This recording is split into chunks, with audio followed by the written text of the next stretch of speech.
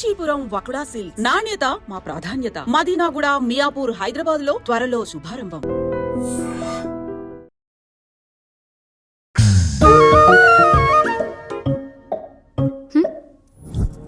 వచ్చాడు. పిల్లల గదిలోకి వెళ్ళారా? వెళ్ళారండి. మీరెంత ఏంటి ఇంత రాత్రి అయినా ఇంకా పడుకోలేదా? మీరు లేనిది ఎప్పుడైనా పడుకున్నామా అన్నయ్య? అందరం కలిసే కదా పడుకునేది మావయ్య. సరే సరే, అందరం పెద్దోడి గదిలో పడుకుందాం. ఈ రోజు వాడి శోభనం కదా, అసలే కొత్త. పక్కనుంటే ధైర్యంగా ఉంటుంది. పక్క నుండి దగ్గరుండి జరిపిద్దాం. పదండి.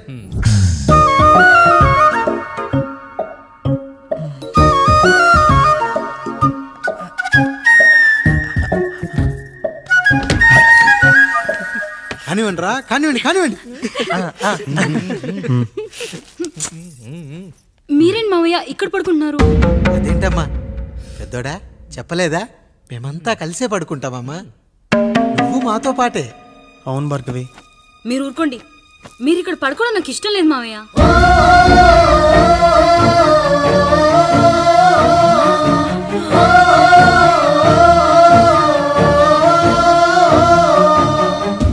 అదేంటమ్మా అలా అంటావు? ఎన్నో చూశాం, ఎన్నో చేశాం. దుక్కి దున్ని కోత కోయకుండానే ఈ విత్తనాలన్నీ మొలకొచ్చాయంటావా తల్లి? అవన్నీ నాకు తెలియదు మావయ్య. మర్యాదగా బయటికి వెళ్ళండి.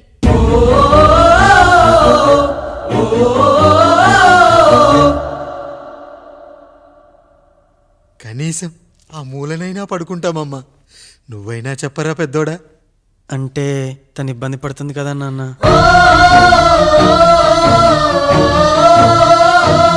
నువ్వు కూడా ఏంట్రా?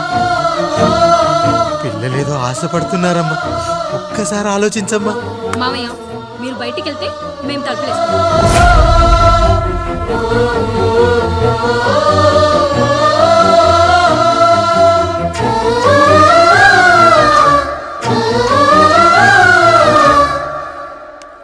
వేసుకోండి అమ్మా, వేసుకోండి. తలుపులు వేసుకోండి.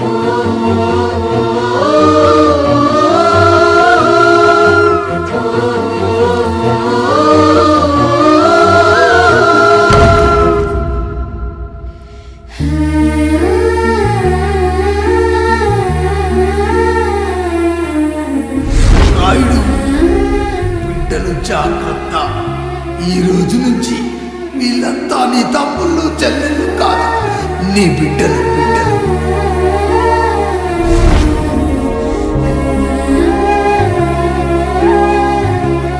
జానకి, ఏమండి? సావిత్రి, ఏమండి? లక్ష్మి, ఏమండి? మన గదిలోకి పదండి. ఇక నుంచి ఎవరి పిల్లలతో వాళ్ళ గదిలోనే పడుకోవాలి. ఇది ఈ రోజు నుంచి ఈ వంశానికి రాస్తున్న కొత్త శాసనం. అయ్యా అలా అరకండి అయ్యా. మీరు లేకుండా మేము ఎప్పుడైనా విడిగా పడుకున్నాము. అంతా కలిసే కదయ్యా పంచుకున్నాం. వెళ్ళరా వెళ్ళు. నీకు భార్య ఉంది, నీకు పడగది ఉంది. వేసుకోండి రా, మీరు వేసుకోండి. తలుపులు వేసుకోండి. మీరు కూడా ఏంటండి పిల్లలేదు? చిన్న పిల్లల వాళ్ళని ఉయ్యాల్లో ఆడించేటప్పుడు పక్కనే ఈ నాన్న కావాలి. బడికెళ్ళేటప్పుడు పక్కనే ఈ నాన్న కావాలి. గుడికెళ్ళేటప్పుడు కూడా పక్కనే ఈ నాన్న కావాలి. కానీ శోభనం గదిలో మాత్రం పక్కనే ఉంటానంటే బరువయ్యాను జానకి, బరువయ్యాను.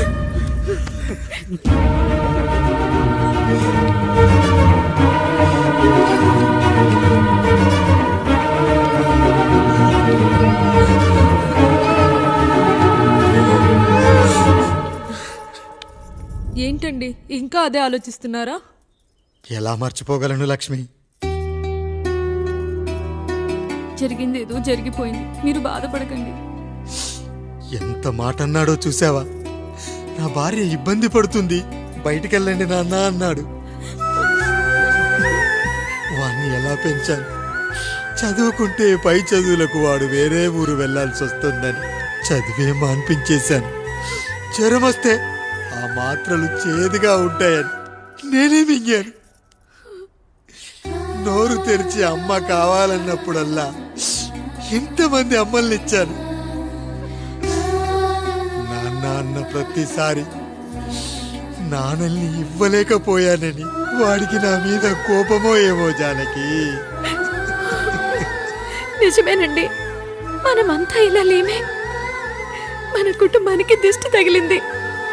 మా నాన్న మరణంతో ఆస్తిపోయి తమ్ముళ్ళతో నడి రోడ్డున పడ్డప్పుడు ఇలాంటి కష్టాన్ని మొదటిసారి అనుభవించాను. అన్నయ్య అన్నయ్య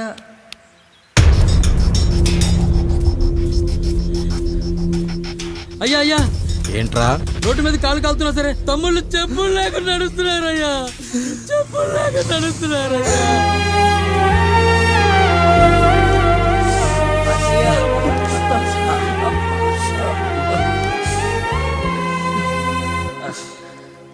చెప్పులు లేకుండా నడుస్తుంటే కాళ్ళు కాలుతున్నాయట్రా.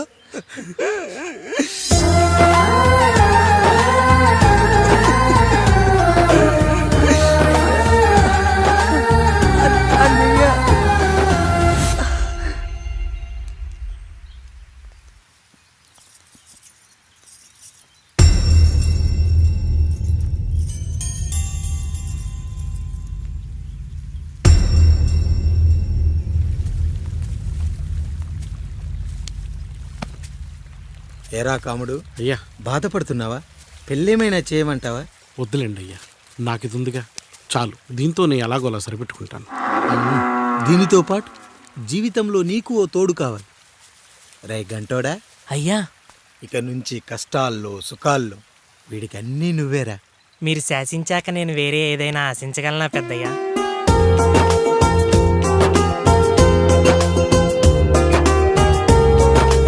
నీ గురించి కాదురా, మీ అక్కది. చాలా గొప్ప మంచి మనసుని విన్నాను. ఈ కాముడికి ఆ రాముడి గుళ్ళో పెళ్లి చెయ్యి. అయ్యా, దాన్ని పెళ్లి చేసుకుంటే దాని భర్త చనిపోతాడని జాతకంలో ఉందయ్యా. మీరంతా కలకాలం ఉంటారంటరా. వీడు పోతే నేను లేనా, చూసుకోలేనా? నువ్వు పెళ్లి చెయ్యి, పెళ్లి చేయరా.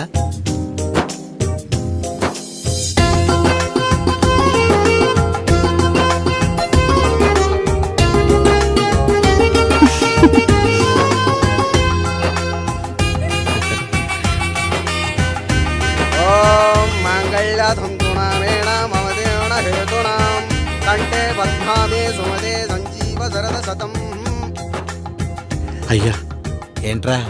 మీ చేత్తో నాకు దొంగగా జీవితాన్ని ఇచ్చారు, ఇప్పుడు ఒక భర్తగా భార్యనిచ్చారు. అదే బంగారు చేత్తో ఒక్క ముడివేసి పెట్టండి అయ్యా, మీ నీడను మేము చల్లగా ఉంటాం. రెట్టలకు పిట్టై లోలోనే దాచే అందం, మట్టలకు చెట్టై పట్టుంచే సంబంధం, చుట్టలకు పెట్టై దాచుంచే ఓ సుమగంధం, గట్టుపై తొట్టై నీరిచ్చే అనుబంధం, సిగలో చుండ్రల్లే లోతైనది బంధం, దులిపే బలమున్నా అది రాలిపోని నేటి సంబంధం. ఏంటి బుజ్జి, ఏమైంది? పండు, నీకు పెళ్లి చేసిన మరుక్షణం నీ భర్త చనిపోతాడని జాతకంలో ఉంటే ఆయన నన్ను నీకిచ్చి పెళ్లి చేశారు. నేను పోతే నా భార్య పరిస్థితి ఏంటయ్యా అని అడిగితే నేను లేనారా అన్నారు. ఆయన చేసిన త్యాగం మామూలు త్యాగం కాదు. ఒకవేళ పొరపాటున నాకేమైనా జరిగితే? అయ్యయ్యో, అంత మాట అనకండి. మీరు వేరే చెప్పాలా? మొన్నటిదాకా తమ్ముడు, ఇప్పుడు ఈ కాముడు, తర్వాత రాయుడు. ఒరేయ్ కాముడు, పెళ్ళైన దగ్గర నుంచి మీరు సరదాగా గడిపిందే లేదు. మీరిద్దరూ సరదాగా హనీమూన్కి వెళ్ళిరండి. ఏ ఊటీకో కొడైకెనాల్కో. ఇదిగో టికెట్లు. అయ్యా, మీరు దేవుడయ్యా. ఇక్కడ పనులాగకుండా నువ్వు ముందుగా వెళ్ళిరా. నువ్వు తిరిగి వచ్చిన తర్వాత పండు వెళ్తుందిరా. అయ్యా, ఒక పని మనిషిని మీరు ఇంతగా ఆదరిస్తున్నారయ్యా. నువ్వు పని మనిషి ఏంటి పండు? నీలాంటి స్త్రీమూర్తిని ప్రతి మగాడు అమ్మలా చూసుకోవాలి. ఇక నుంచి నా బిడ్డలు నిన్ను అమ్మా అని పిలుస్తారు, అమ్మలా చూసుకుంటారు. ఏమంటావు జానకి? రెట్టలకు పిట్టై లోలోనే దాచే అందం, మట్టలకు చెట్టై పట్టుంచే సంబంధం, చుట్టలకు పెట్టై దాచుంచే ఓ సుమగంధం, ఎంత బాధగా ఉంటుంది అన్నకి ఇంకెంత బాధగా ఉంటుంది. సిగలో చుండ్రల్లే బాధ నా బాధ కాదట్రా. దులిపే బలమున్నా అది రాలిపోని నేటి సంబంధం.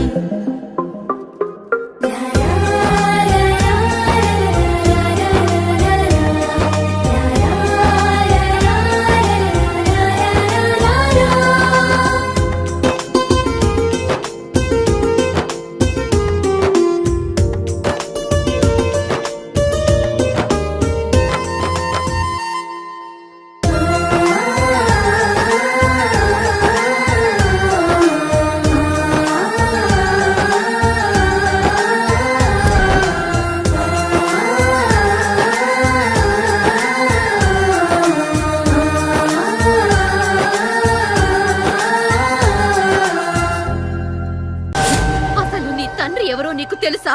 తెలుసా? ఇదిగో ఈ కాముడేరా నీ తండ్రి. గేదె నల్లగా ఉన్నంత మాత్రాన పాలు తెల్లగా ఎలా ఉన్నాయనే కదరా నీ ప్రశ్న. దానికి సమాధానం చెప్పాలంటే ఒక వర్షం కురిసిన రాత్రి నేను 9వ నెల బాలింతగా ఉన్నప్పుడు.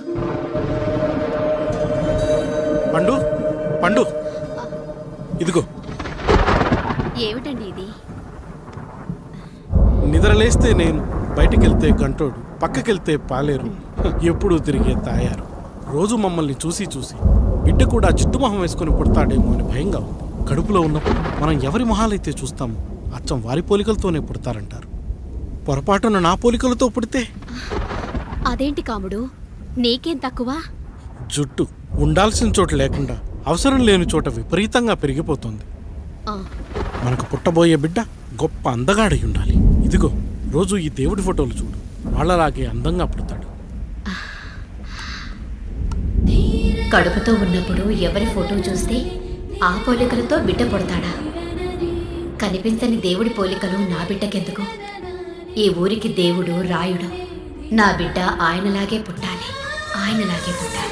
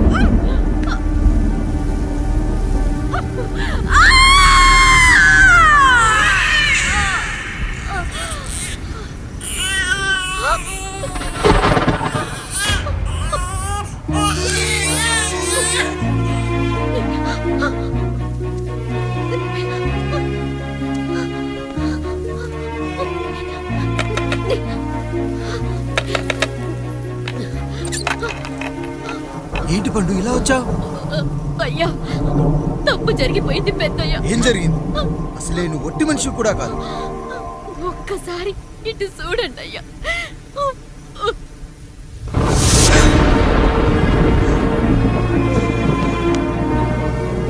వీడేంటి అచ్చం నాలా ఉన్నాడు? అసలేంటి, ఎందుకు ఇలా జరిగింది? నువ్వు ఎప్పుడైనా చీకట్లో పంపు సైడ్ దగ్గరికి వచ్చావా? మరి అమలాపురంలో శివాలయం దగ్గర రత్నాలు నీకేమైనా అమ్మవుతుందా? పిఠాపురంలో పద్మం, రామాపురంలో లక్ష్మి, కాకినాడలో సుజాత. అయ్యో దేవుడా, అసలు ఇదంతా ఎలా జరిగింది పండు? అయ్యా, ఇదంతా కాముడి వల్లే అయ్యా, కాముడి వల్లే. కాముడా? కాముడి కుటుంబానికి నాకు ఏం గుర్తు రావట్లేదే. ఎన్నని గుర్తు పెట్టుకోగలను నేను మాత్రం? అయ్యా, అది కాదయ్యా.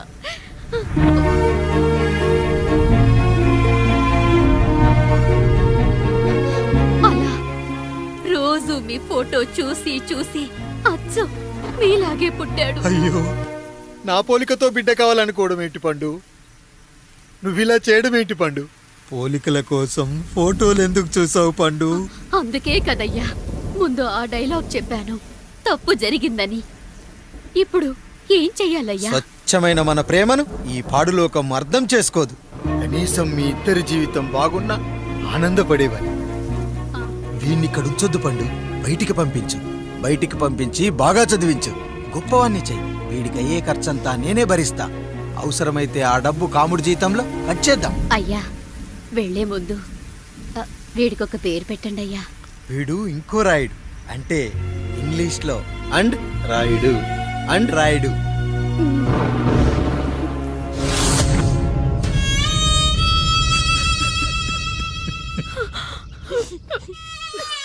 ఇది రా నీ కథ, నా గతం.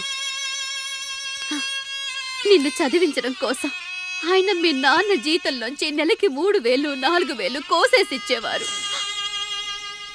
అప్పుడు ఆయన పడిన బాధ పగవాడు కూడా పడకూడదు. చూసావారా, దేవుడు లాంటి పెద్దయ్యని అనవసరంగా అనుమానించడం ఎంత పెద్ద తప్పు చేశావో అర్థమైందా? ఒకడు నిమ్మకాయ పెట్టి పసుపు వేసి ఉప్పు కలిపి పులిహోర చేయొచ్చు, కానీ ఆ పులిహోర ఎప్పటికీ దేవుడి ప్రసాదం. నువ్వు ఆ దేవుడి ప్రసాదం. ఇక ఆయనే మీ నాన్న. చూసావా అమ్మా, ఈ రోజు నుంచి నాకు 3 అమ్మలు, 2 నాన్నలు. నీకు మాత్రం ఒక్కడే భర్త, నాన్నకు మాత్రం ఒక్కటే భార్య. మా నాయనే. అయ్యా, బిడ్డను ఒక్కసారి ఎత్తుకొని తిప్పండి అయ్యా. బాబు, నాన్నా,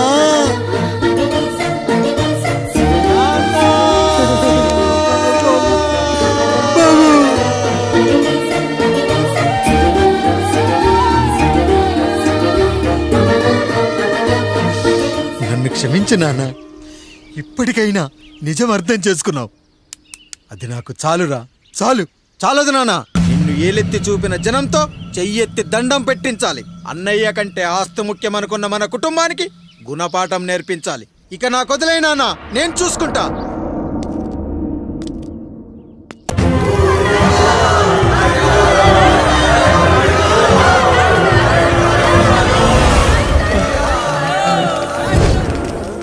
ప్రజల్లారా, నా బిడ్డల్లారా, నా జీవితం మీకే అంకితం.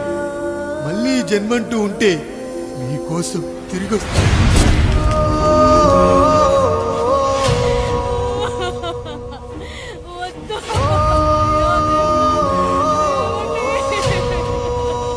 వద్దయ్యా, వద్దు, వద్దయ్యా, వద్దయ్యా.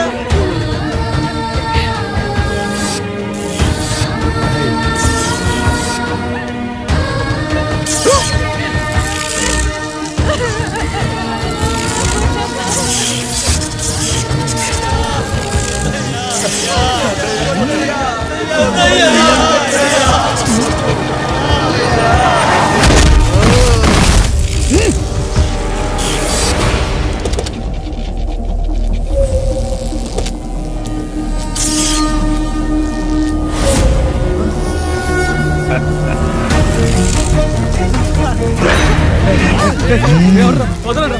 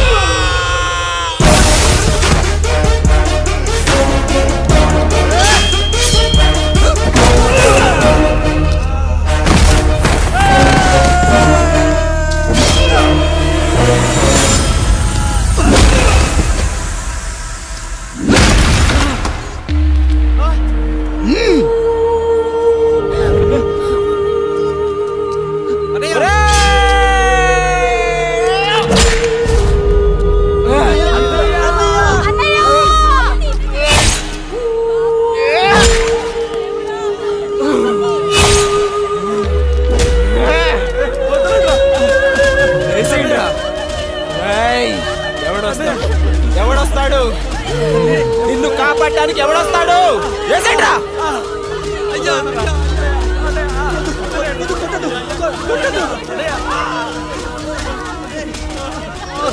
కష్టం వస్తే ఒక్కసారి నాన్న అని పిలవరా, ఆ సమాధిలోంచైనా లేచొస్తా.